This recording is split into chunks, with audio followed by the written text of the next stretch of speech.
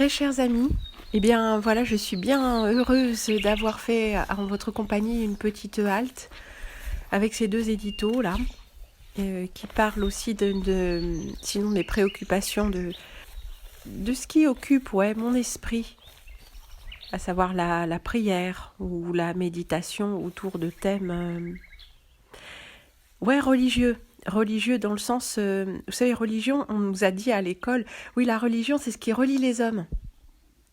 Ah, c'est intéressant, c'est intéressant. Il m'aura fallu peut-être 50 ans pour comprendre l'arnaque. Enfin, un peu moins, évidemment. Quand on est enfant, on absorbe tout, puis on comprend rien. Mais en fait, ça, c'est la version de l'école laïque, anti-religieuse, anti-chrétienne, anti-catholique, tout ça. Non, non, religion, c'est pas ce qui relie les hommes. C'est ce qui relie l'homme à Dieu.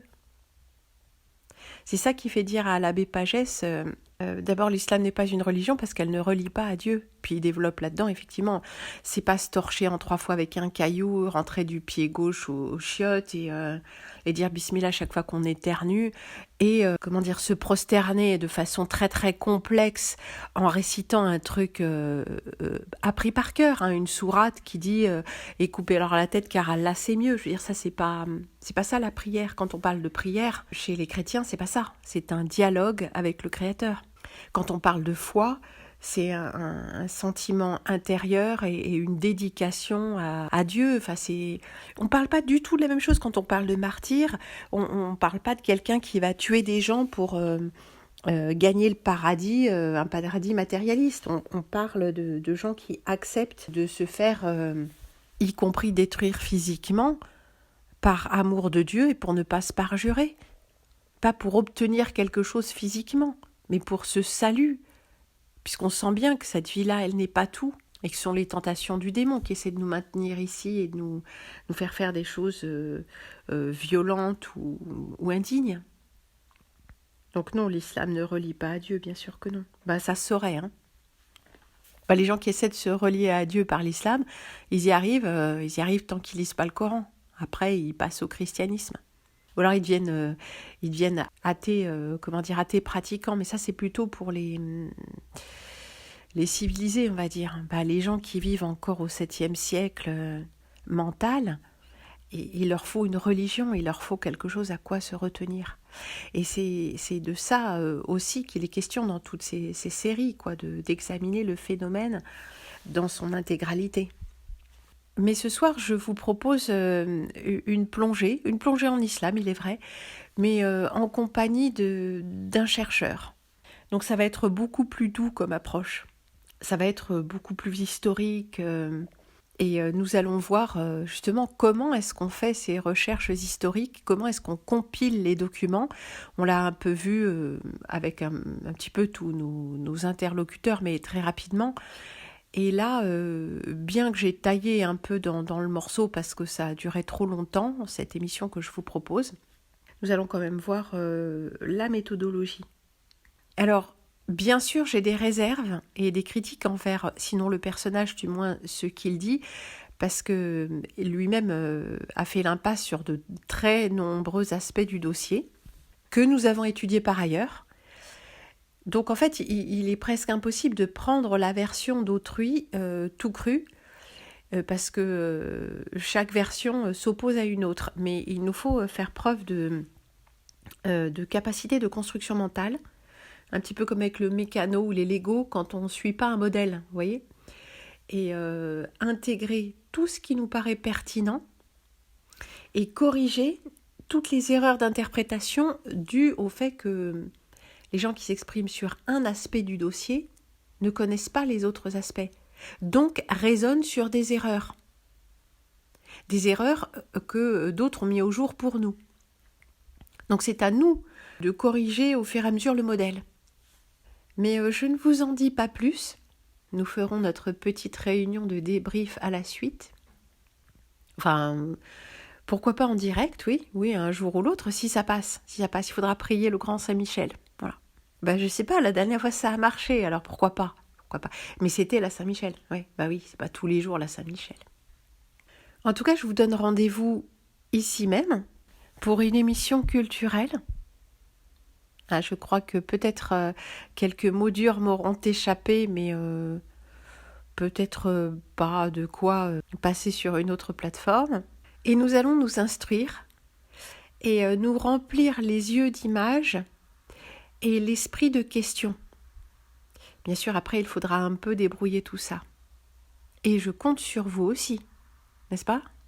Parfois, en quelques mots bien sentis, en une ou deux phrases, vous nous résumez ce que vous avez compris, qui sautait aux yeux sans pourtant s'imposer à la pensée. Oui, c'est un peu ça que je fais aussi pour vous. Mais c'est un échange. Alors je dois vous dire aussi que c'est une traduction, parce que la traduction automatique était vraiment très insuffisante et ça n'allait vraiment pas. J'ai commencé avec elle et puis je me suis dit, de toute façon, il va falloir corriger les formules, reprendre, ça n'avait aucun sens. Donc j'ai fait la traduction, ce qui m'a pris un certain temps. Ça m'a pris 2 jours. Pas plein, bien sûr, hein, j'ai pas fait ça pendant 2 jours entiers. Ça m'a surtout demandé un travail de concentration extrême parce qu'il faut avoir 2 choses en tête en même temps. Et il faut non seulement comprendre ce qu'on entend, mais en plus, il faut pas faire de l'anglais en français. Il faut parler du vrai français. Et ça semble évident comme ça, une phrase ou deux, quand on a le temps. Mais à la suite, c'est comme si on cloisonnait son esprit, son cerveau, et que les deux soient corrects, parce qu'on finit très vite par calquer de l'anglais sur du français. C'est un phénomène assez intéressant. Donc en fait, c'est très fatigant. Donc j'ai fait des petites pauses comme ça, mais finalement ça a été. Et je n'avais pas non plus la transcription en anglais. Parce que quand on voit écrit et on fait un arrêt sur image, c'est plus facile, on prend son temps. Mais quand on a ça dans la tête, des fois j'étais obligée de réécouter plusieurs fois. Enfin bon, c'était un peu fatigant. Alors qu'en fait...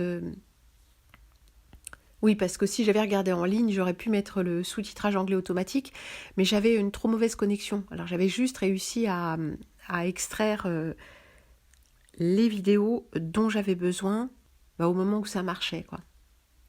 C'est-à-dire une vidéo en qualité à peu près correcte, et celle-ci, il se trouve qu'elle est sous-titrée en hébreu. Bon, il a fait plein de sous-titrages et de doublages automatique, hélas. Mais je me suis dit, comme ça, en hébreu, ça n'allait pas nous perturber la vue. Parce que disons que personne ne lit l'hébreu, parmi un auditoire français, ou alors ce sera vraiment l'exception. Mais comme ça n'attire pas l'œil, vous voyez, parce que quand on a même du polonais, il y a des mots qui ressemblent, voilà, donc ça dérange. Mais là, l'hébreu, c'est comme des petits dessins, quoi. Hébreu ou arabe, donc ça ne gêne pas un auditoire et un lectorat français, francophone. Donc ça m'a demandé quand même un certain travail et une certaine fatigue mentale. Ouais, vous voyez bien que c'est de plus en plus difficile. Pour tout, pour moi aussi. Donc vraiment, j'apprécierais un geste de votre part. Je ne sais pas lequel, mais c'est pas un truc que je fais comme ça facilement pour me détendre, mais il m'a semblé que c'était important. Alors ceux qui comprennent bien l'anglais, vous irez écouter par vous-même. Mais les autres, on en fait quoi ? On est en France quand même, Enfin, on est en France. Tant qu'on parle encore majoritairement français, il faut en profiter. Donc il faut prendre soin des francophones. Donc ça m'a demandé vraiment un travail mental important. Plus après, évidemment, la post-production, puisque comme je faisais ça en guillemets simultané, j'écoutais, puis j'enregistrais, puis j'écoutais, puis j'enregistrais, donc la bande, si j'ose dire, la bande tourne. Donc après, il faut enlever tous les blancs, tout ça. Donc c'est un travail aussi avec le son un peu plus long que n'importe quoi d'autre. Et après, il faut le caler. Ça, c'est la partie amusante, mais ça prend aussi beaucoup de temps. Enfin, amusante, oui, c'est plus amusant que le reste, on va dire, mais le caler au bon endroit. Par exemple, quand on parle d'une carte avec telle et telle chose dessus, il faut que le commentaire arrive exactement quand l'image passe sur la carte, voyez ? Eh bien voilà, j'ai tout dit, mais je tenais à vous dire que vraiment ça m'a demandé. Donc j'apprécierais que vous regardiez cette émission avec attention, parce qu'elle m'en a demandé beaucoup. À ce soir, et très bonne soirée à vous.